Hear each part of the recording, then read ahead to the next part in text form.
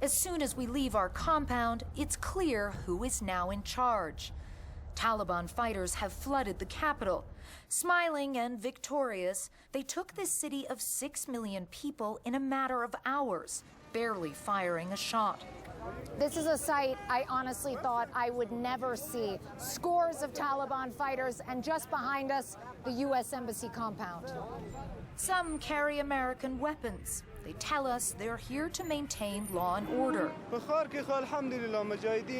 Everything is under control. Everything will be fine, the commander says. Nobody should worry. What's your message to America right now?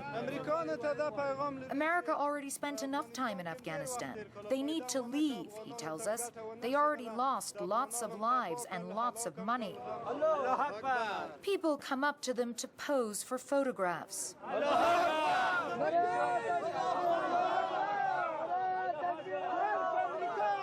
They're just chanting death to America, but they seem friendly at the same time. It's utterly bizarre. At the presidential palace, the Taliban are now guarding the gate. They say they're here to fill the vacuum left when the government fled. But the welcoming spirit only extends so far, and my presence soon creates tension. It's because of you. They've just told me to stand to the side because I'm a woman.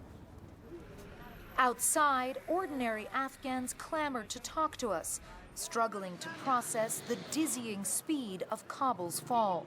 Actually, I feel nothing right now. We want peace. We are tired of this ongoing war. What does the future look like to you now? You know, I cannot predict even in seconds right now, and I can't predict even minutes right now. So that's why I don't know what will happen tomorrow and what will happen after. You know, in many ways, John and Brianna, the story today is about the people who aren't out on the streets, who don't feel safe, who are petrified, who are wondering what the future will bring, who are hiding out. There are tens of thousands, if not hundreds of thousands of them across this city. We can't see them, and they're not speaking because they're so concerned.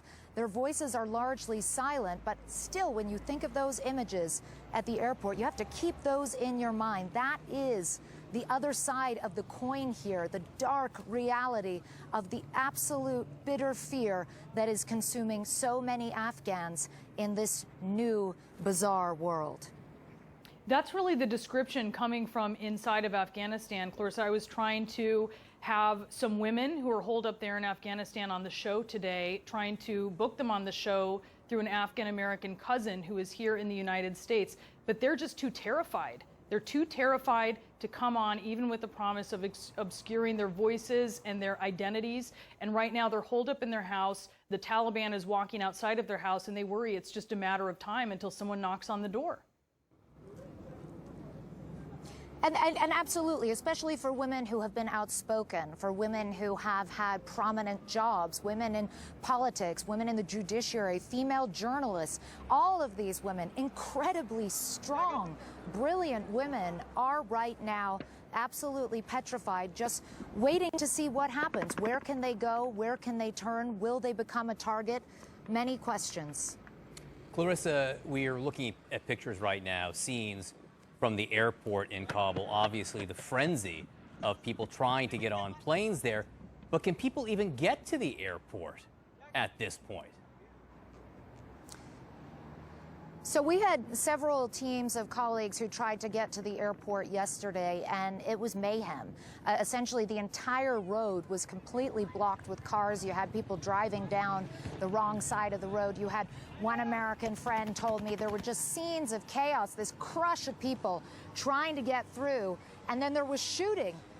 It's not clear whether the shooting was targeting somebody or whether it was simply someone trying to scatter the crowd because the chaos was too much. But as you well know, whenever you have a scene like that, where you have a crash of humanity, where you have absolute chaos, where you have bullets flying, that's when people get hurt.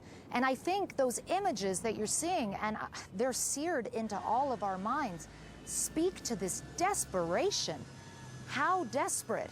How petrified does an individual have to be to risk everything and just try to physically crush yourself on to the outside of an airplane? Those images of people holding on to a U.S. Air Force carrier.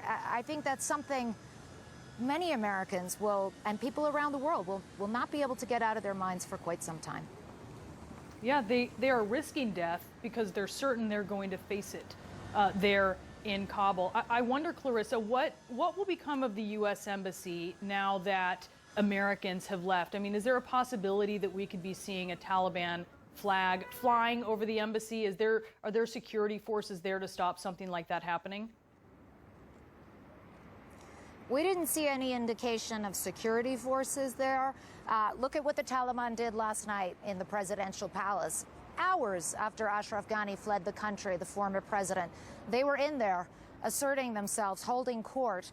And I should say these are mostly commanders and fighters. We have yet to sort of have the arrival, let's say, of the more seasoned Taliban political leaders. And I think they will be trying to call the shots with an eye on what the international community will be thinking and making of this whole situation. But it is certainly quite possible that you will see the Taliban enter the U.S. embassy. Certainly, there's no real way at this stage to stop it. No, because the U.S. has completely evacuated said embassy. I guess a really important question over the next few days, Clarissa, is what are the Taliban's intentions toward the airport, with the one remaining site where people can get out?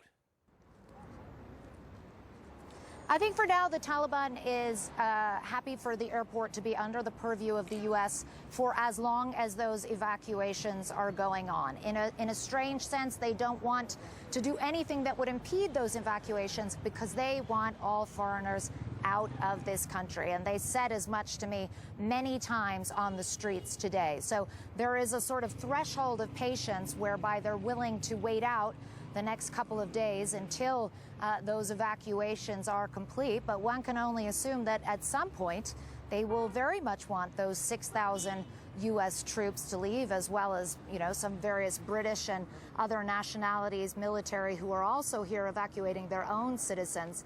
We don't know yet, though, what the Taliban's timeline is for that one. They have said they will not declare an interim government, a transitional government, until everybody is out. As you mentioned, Clarissa, your dress code has clearly changed here in the last days since the Taliban took over Kabul. Is it safe there? Is it less safe for you? Obviously, you're reporting from the street, but what are considerations right now for foreign journalists like yourself? Well, we've been told that we're free to report here. We're very cautious. We have good lines into the Taliban. Anytime we want to shoot video on the street, we'll stop and we'll go and ask them. For the most part, it hasn't been a problem. Occasionally, my gender does flummox them. At the entrance to the presidential palace, as you saw, it was sort of an uncomfortable moment, and they were shooing me away and sort of asking why my colleagues had brought a woman with them, which is, you know, frankly, to be expected and not unusual. I will say also, Brianna, a lot less women on the streets today. Normally, Kabul, it's still a conservative society. Women do wear the headscarf, but not quite as tightly as this. You might see them with some hair showing. You might see them wearing colors. You might see them wearing slightly more shapely silhouettes than I'm wearing in this abaya. Today, seeing a lot more burqas on the streets and far fewer women.